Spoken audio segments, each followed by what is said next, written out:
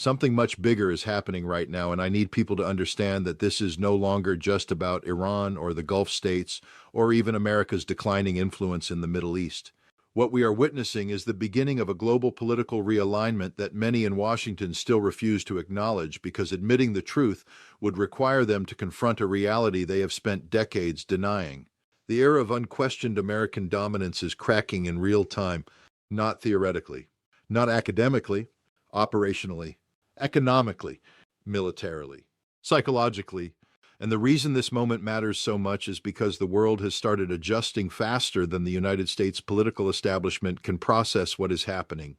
Most Americans still wake up believing they live in the same America that emerged after the Cold War, the indispensable nation, the uncontested superpower, the country capable of dictating outcomes anywhere on Earth through military force, sanctions, financial pressure, intelligence operations, or political coercion. But if you stay with me until the end of this analysis, I'm going to show you why that illusion is collapsing far more rapidly than people understand, and why the consequences of that collapse are going to reshape global politics for the next generation. And the first place you can see this transformation happening clearly is in how nations now talk about the United States behind closed doors. Because there was a time when American diplomacy, however flawed, still carried institutional credibility. Agreements mattered. Commitments mattered. Allies believed Washington could be trusted to maintain continuity, regardless of which political party controlled the White House. That stability was the foundation of American global power. But that foundation has eroded catastrophically. And I'm not speaking emotionally here, I'm speaking analytically. Look at how major powers now approach negotiations with Washington. Russia no longer believes long-term security guarantees from America are reliable. China increasingly treats American commitments as temporary tactical positioning rather than strategic policy. Iran openly assumes the United States will violate agreements whenever politically convenient. Even European allies privately question whether any administration can guarantee continuity beyond the next election cycle. That is an extraordinary collapse of credibility when you think about it carefully. And here is where this situation becomes extremely dangerous, because empires rarely recognize their decline while it is happening. They usually compensate through escalation, through overextension, through attempts to force reality to conform to outdated assumptions of power. That's what concerns me most right now when I look at Washington's strategic posture globally. The American foreign policy establishment still operates psychologically as though the world remains structurally dependent on unilateral American leadership. But much of the world has already started moving beyond that framework. Quietly, gradually, systematically, and nowhere is that shift more visible than in the Persian Gulf, because the Gulf states themselves are beginning to realize something they never seriously contemplated before. The American security umbrella they built their entire political existence around may no longer function the way it once did. Think about the implications of that for a second. For decades, the Gulf monarchies operated under one central assumption, that American military dominance guaranteed the survival of their regional order. That assumption shaped everything: oil policy, regional alliances, arms purchases, economic strategy, foreign relations, even internal political survival. But now they are staring at a radically different reality. A world where America still possesses enormous power, yes, but no longer possesses uncontested escalation dominance everywhere simultaneously. And if you think that sounds exaggerated, stay with me, because what happened over the last several years fundamentally changed how the Gulf states calculate survival. They watched sanctions fail to break Iran. They watched military pressure fail to isolate Iran. They watched proxy networks expand despite decades of containment strategy. They watched China broker diplomatic breakthroughs in areas Washington once controlled exclusively. And perhaps most importantly, they watched the United States increasingly struggle to convert military superiority into stable political outcomes. Iraq, Afghanistan, Syria, Libya, Ukraine, one after another, massive investments of American power produce strategic instability rather than durable order. Now, understand something critical here. This does not mean America is weak. That would be a childish interpretation. The United States remains the most militarily capable nation on Earth in many respects. But military capability alone does not equal strategic invincibility. And that distinction is where most mainstream analysis completely falls apart. Modern power is not measured only by who can destroy the most targets. It's measured by who can sustain political legitimacy, economic resilience, alliance cohesion, and long-term strategic credibility simultaneously. That's the battlefield where the cracks are becoming visible.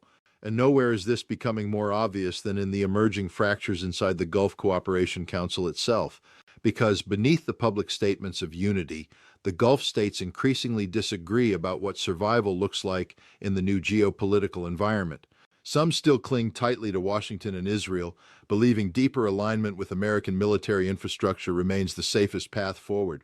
Others are beginning to hedge aggressively, opening channels with Iran, China, Russia, and regional actors they once viewed primarily through confrontation frameworks. That divergence matters enormously because it signals something larger than regional disagreement. It signals declining confidence in the old regional order itself. Now, let me explain why this matters globally and not just regionally. The Persian Gulf is not simply another geopolitical flashpoint. It is one of the central arteries of the global energy system. The stability of shipping routes, energy pricing, maritime security, and regional military balance directly affects economies across Europe, Asia, and beyond. Which means the strategic recalculations happening inside the Gulf ripple outward into the entire international system. China understands this perfectly. Russia understands this perfectly. Iran certainly understands it. And increasingly, even the Gulf monarchies themselves understand it. But if you thought the real story was just about oil, military bases, or shipping lanes, you're still missing the deeper transformation taking place. Because underneath all of this is a much larger question. What happens when the world starts preparing psychologically for a post-American security architecture? That's the conversation quietly unfolding right now in capitals across the globe. Not because America disappears overnight, not because American power vanishes, but because uncertainty itself changes strategic behavior. Once allies begin doubting guarantees, they diversify relationships. Once adversaries stop fearing escalation dominance, they take greater risks. Once neutral states believe multipolarity is becoming inevitable, they position themselves accordingly. And this is where the situation becomes even more explosive. Because American political culture itself has not fully accepted this transition psychologically. Large portions of the Washington establishment still operate under assumptions rooted in the unipolar moment of the 1990s. The belief that sanctions can force submission indefinitely. The belief that military pressure automatically translates into political outcomes. The belief that alliance structures built decades ago remain permanently stable. But reality has changed faster than the institutions managing American power. And if you think the world hasn't noticed, you're mistaken. The BRICS nations are noticing. Gulf states are noticing. Europe is noticing. Even traditional American allies in Asia are beginning to quietly reassess long-term dependency calculations. Why? Because they watched something very important happen over the last few years.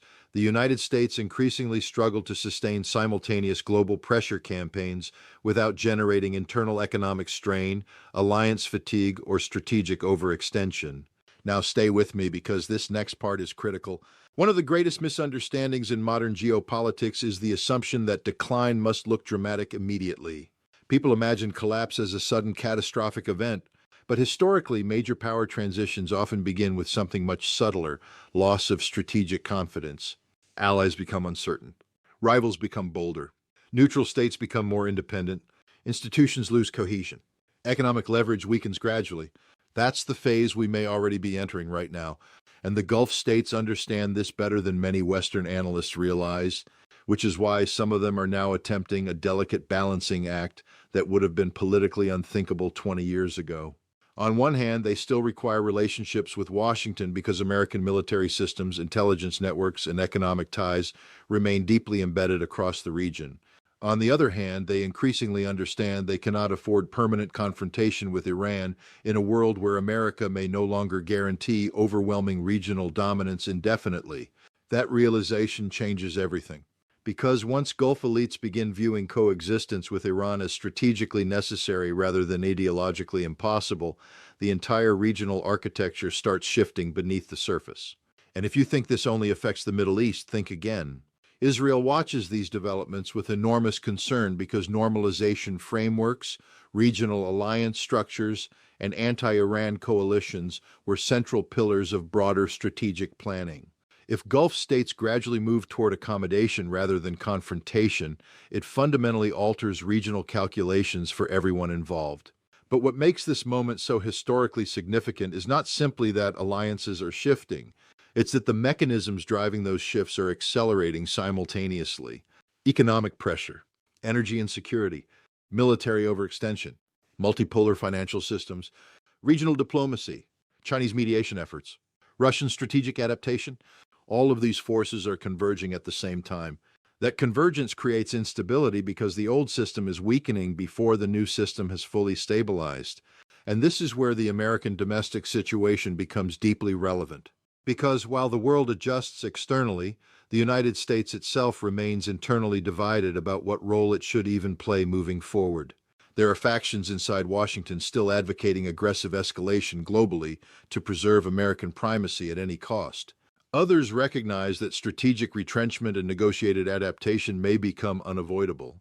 But political systems under stress rarely produce coherent long-term strategy. Instead, they oscillate between contradictory impulses, escalation in one region, withdrawal in another, sanctions here, negotiations there, military signaling everywhere. That inconsistency further accelerates uncertainty internationally. Now, let me tell you what concerns me most about where this may be heading. Historically, periods of major power transition are extraordinarily dangerous because declining powers often attempt to demonstrate strength precisely when structural vulnerabilities are increasing. That creates escalation risk, especially when domestic political pressure rewards displays of toughness over strategic realism. And right now, American political culture is deeply polarized internally while simultaneously facing growing external challenges. That combination can produce highly unpredictable foreign policy behavior. Meanwhile, rival powers are adjusting strategically rather than emotionally. China focuses on economic integration and infrastructure influence. Russia focuses on strategic endurance and military adaptation. Iran focuses on asymmetric survivability and regional integration. None of these actors believe they must defeat America conventionally tomorrow. They simply believe time increasingly favors gradual redistribution of power globally. That is a fundamentally different strategic mindset than the one dominating Washington for decades. And if you think this transformation is happening slowly, you haven't been paying attention to how rapidly global conversations have changed. Just a few years ago, many nations still spoke cautiously about challenging American leadership publicly. Today, entire blocs openly discuss alternative financial systems, regional security architectures, independent trade corridors, and multipolar governance structures.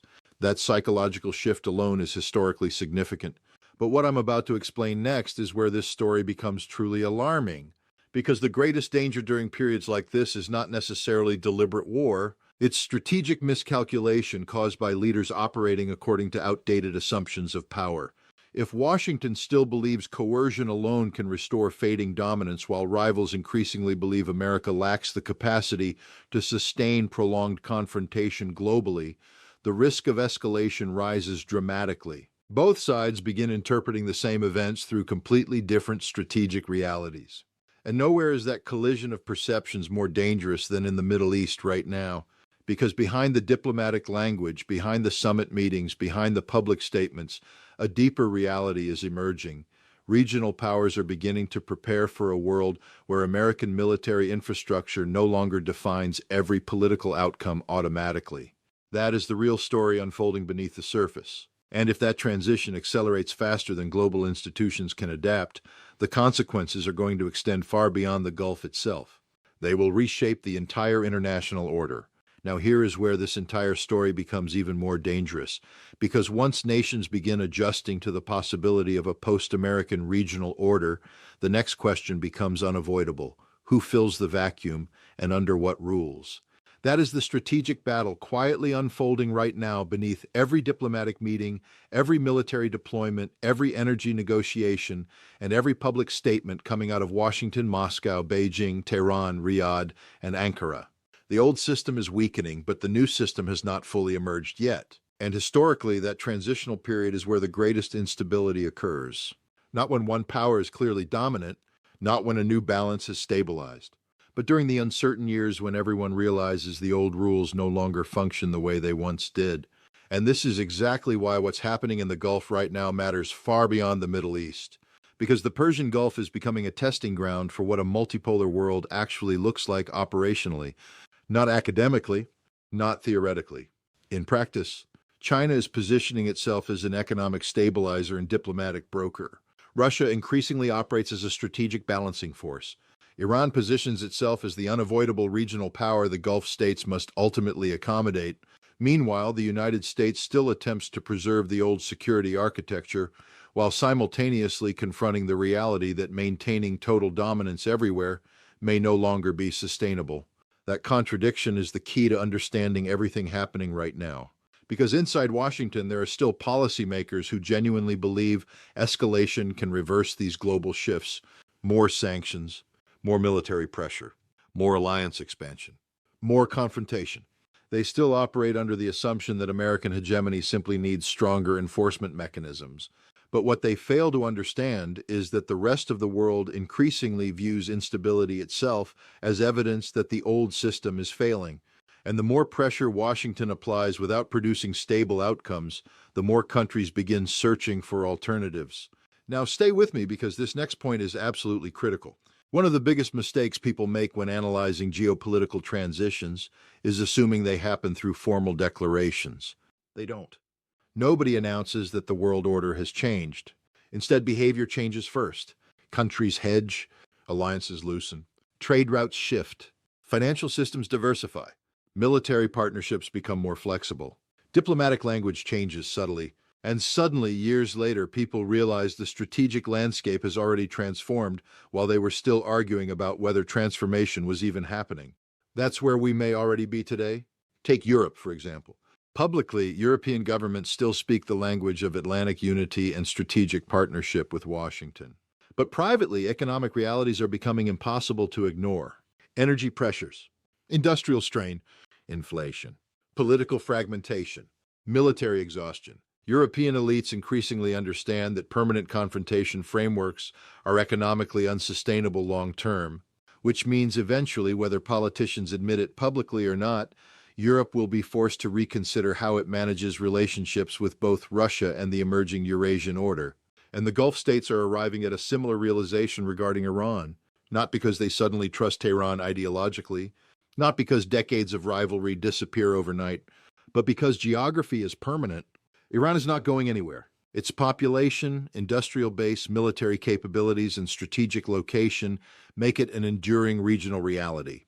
And once Gulf leadership fully accepts that American military pressure alone cannot eliminate Iran as a strategic actor, coexistence becomes less an option and more a necessity. But if you thought that realization automatically produces peace, think again. Transitional systems are unstable precisely because old rivalries still exist while new strategic realities emerge simultaneously.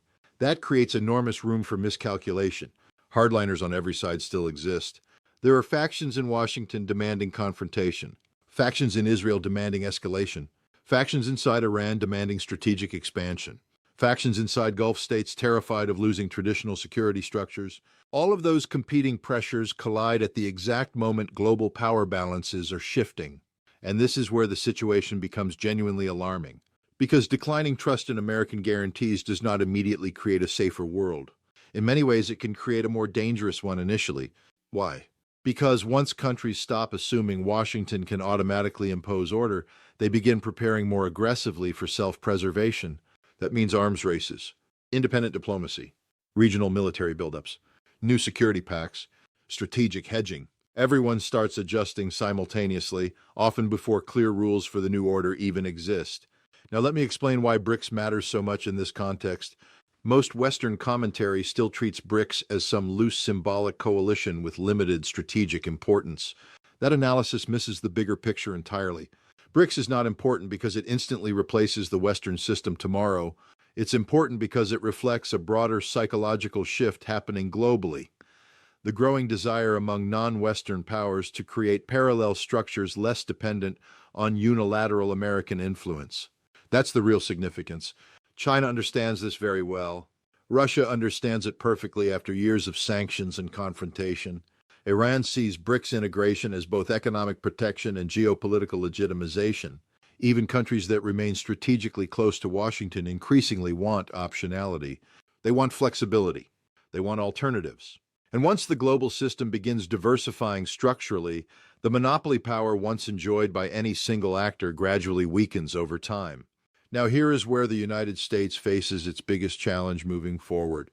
America's post-Cold War dominance depended not only on military superiority, but on the belief that the American-led system itself was inevitable. That psychological inevitability generated compliance globally. Nations aligned because they believed there was no viable alternative. But once alternatives begin emerging, even imperfect alternatives, the psychological foundation of unipolarity starts eroding. And if you think American leadership fully understands this yet, I'm not convinced they do. Because much of Washington still interprets resistance as temporary defiance rather than structural transformation. They believe more pressure can restore the old equilibrium. But pressure without strategic adaptation often accelerates fragmentation instead of preventing it. We've seen this repeatedly throughout history. Great powers become trapped trying to preserve systems that the underlying global balance no longer fully supports. And this is why the coming years may become extraordinarily volatile. Not because America collapses, not because China suddenly dominates overnight, but because multiple power centers increasingly operate simultaneously without a universally accepted framework governing how that competition stabilizes. That uncertainty affects everything: energy markets, military alliances, trade systems, technology competition, regional conflicts, even domestic politics inside major powers. Now, let me tell you what I believe the world is beginning to understand. Even if many Western leaders still resist saying it openly, the future international system is likely going to be negotiated through coexistence rather than domination. No single country appears capable of imposing total uncontested global order anymore. Not America, not China, not anyone. Which means the future belongs less to absolute hegemony and more to strategic accommodation between competing power blocks. But here's the problem. Transitional periods toward coexistence are often accompanied by dangerous attempts to resist that transition. There are still powerful institutions financially, politically, and ideologically invested in preserving the old order exactly as it was. Those interests do not disappear quietly. They push back, sometimes aggressively, sometimes recklessly. And that brings us back to the core warning I want people to understand today. Something bigger is happening beneath all these headlines. Bigger than elections, bigger than individual wars, bigger than daily media narratives. The world is entering a phase where the assumptions governing global politics for the last 30 years are being fundamentally questioned simultaneously by allies, rivals, and neutral states alike. The unipolar moment is fading, but the replacement system remains unfinished. That creates uncertainty. And uncertainty is one of the most dangerous conditions in international politics. Because when systems become uncertain, fear increases. Miscalculation increases. Escalation risks increase. Political extremism increases. Economic instability increases. Nations start acting defensively while interpreting others offensively. And once enough actors begin behaving that way at the same time, crises become much harder to contain. That's why what's happening in the Gulf, in Europe, in Asia, inside BRICS, inside NATO, inside American politics itself, all of it is connected. These are not isolated developments anymore. They are pieces of a much larger global transition unfolding in real time. And whether Washington fully accepts it or not, the rest of the world has already started preparing for that transition.